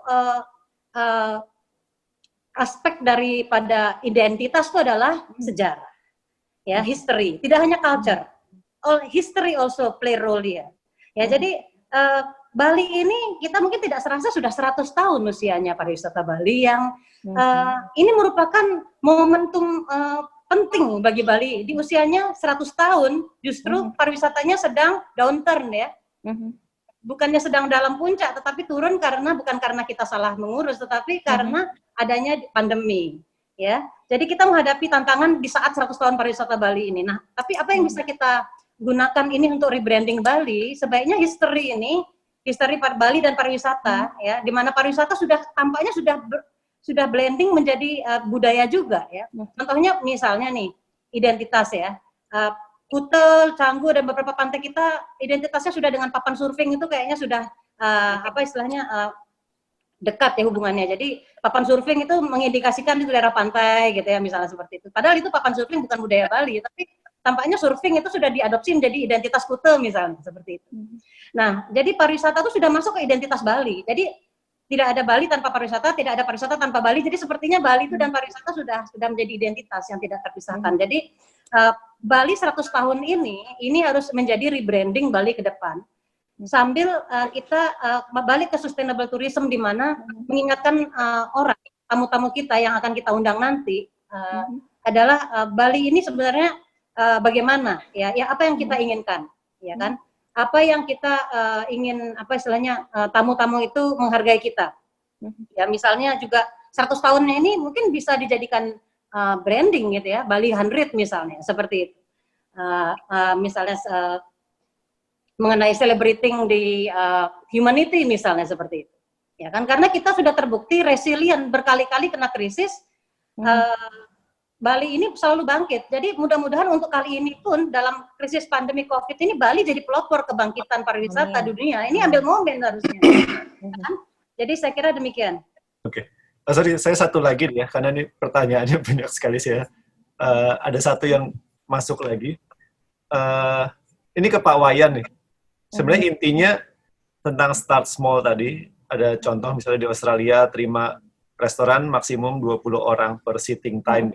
Jadi ada alokasi seperti itu. Nah, kalau di Bali, ini dari Dwi Kumalasari pertanyaannya, apakah hanya pemerintah yang bisa mengeluarkan peraturan seperti itu atau pihak BHA bisa merumuskan aturan sendiri dan langsung implementasi? To the point aja, kita memang bisa siapkan sendiri, tapi kan kita kembali kepada aspek legal ya, karena ini kan kasusnya bencana nasional, jadi kita nggak bisa bergerak sendiri-sendiri. Jadi seperti yang teman-teman asosiasi lakukan saat ini adalah mereka semua, saya rasa sedang dalam proses mempersiapkan SOP sesuai dengan bidangnya, dan tentunya akan menunggu guidance dari pemerintah gitu. Jadi kita nggak bisa ngeluarin, oke, kita buka sekarang, nggak bisa gitu, bisa kena sanksi nanti gitu ya. Mungkin seperti itu. Nah, menyambung apa yang dipertanyakan tadi mengenai apakah ini momentum untuk rebranding gitu wisata Bali. Kalau saya sendiri berpendapat sih bukan rebranding ya. Saya lebih setuju ke arah kembali ke jati diri gitu ya. Karena saya setuju dengan Dr. Mika, kita sudah mulai mengarah ke mass tourism yang mana sebenarnya dulu kita kan culture tourism gitu ya. Apakah sekarang kita mampu lagi kembali dengan volume yang tidak begitu besar, kita lebih sustainable, kita kembali ke Trita Karana, dan kembali lagi kepada konsep pariwisata budaya yang dulu memang sebenarnya menjadi diferensiasi kita gitu.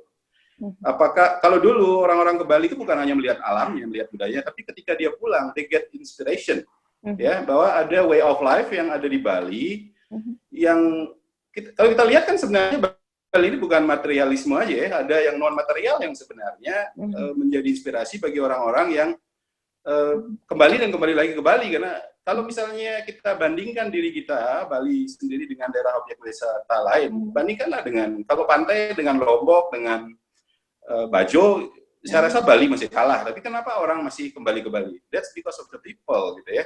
Jadi momentum ini mungkin kita pakai refleksi 100 tahun pariwisata Bali, kita kembali ke jati diri lah. Gitu.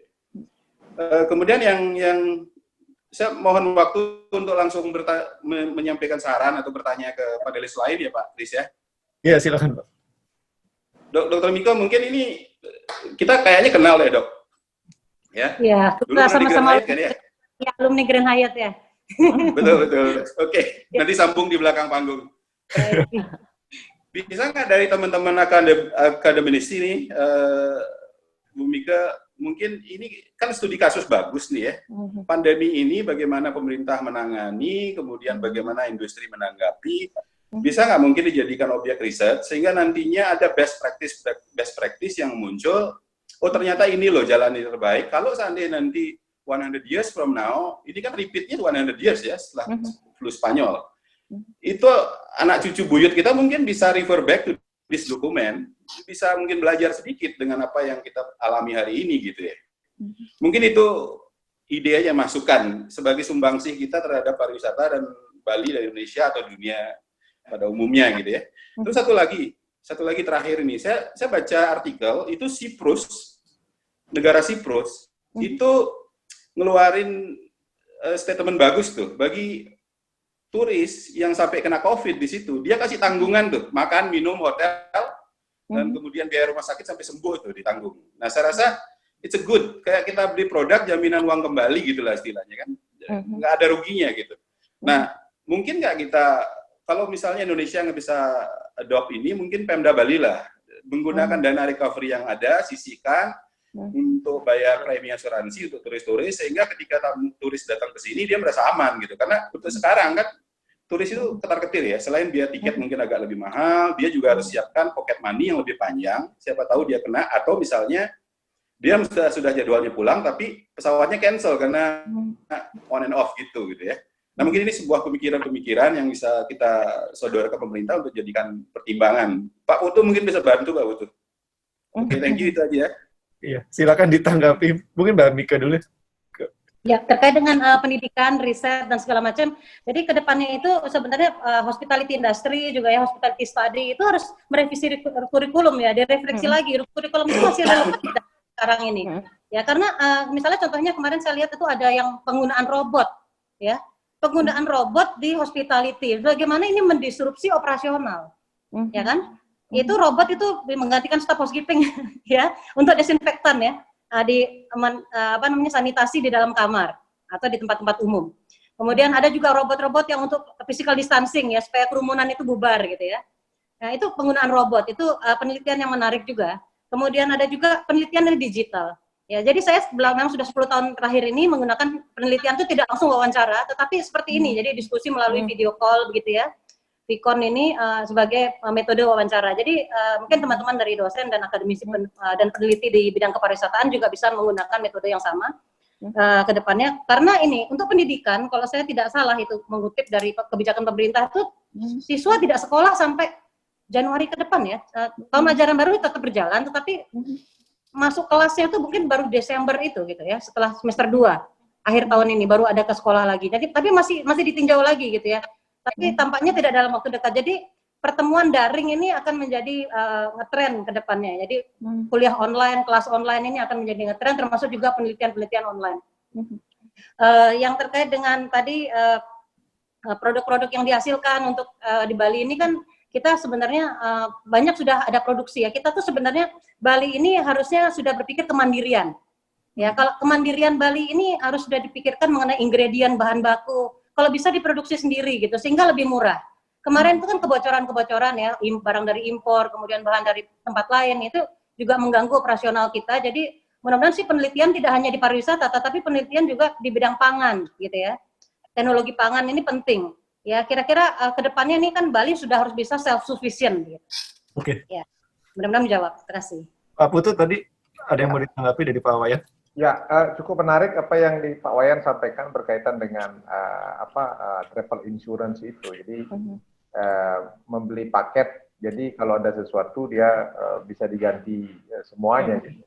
Jadi sebenarnya kami di travel agent ini, terutama anggota kita, mereka semuanya sudah bekerja sama dengan insurance company. Jadi di mana mereka seluruh daripada wisatawannya mereka tercover oleh insurance once dia entering Indonesia sampai mereka keluar dari Indonesia. Tapi itu baru sebatas insurance kecelakaan pada saat mereka aktivitas bersama travel agent itu sendiri. Nah, tapi hal yang disampaikan Pak Wayan ini cukup menarik buat kami. Mungkin hal ini bisa memberikan kekuatan eksistensi daripada travel agent itu sendiri. Ketika misalnya travel agent itu bisa memberikan insurance covering kalau mereka terkena COVID di Bali memakai travel agent A misalnya, mereka bisa mengcover semuanya. Justru yang namanya mass tourism yang Pak Wayan sampaikan sebelumnya, jadi mereka akan lebih cenderung mereka traveling dengan travel agent yang sudah benar-benar pasti. Jadi tanpa melalui travel agent abal-abal. Saya kira itu cukup menarik. Nanti ini akan saya sampaikan ke asosiasi kami supaya ke depannya kita bisa berdiskusi lebih lanjut dengan insurance company. Ada nggak kira-kira insurance company yang berani mengcover pandemik COVID-19 ini, saya kira. Demikian Pak, terima kasih. Oke. Ya, karena waktunya sudah terlewat 15 menit, saya mau ucapin terima kasih semua kepada Terima kasih. Terima Terima kasih. kasih Pak. Semoga tetap sehat. Semoga perekonomian Bali bisa segera pulih. Amin. Tentu saja harapan kita semua virusnya tetap bisa cepat selesai, bisa cepat ditemukan vaksinnya, dan semoga semua orang juga bisa lebih baik keluar dari cobaan ini. Gitu. Ini kalau ada yang mau ngambil screenshot, silakan dihidupkan videonya, format galeri. Saya mau sekalian ngumumin pemenang hadiah kacamata Ray-Ban ada 2 orang.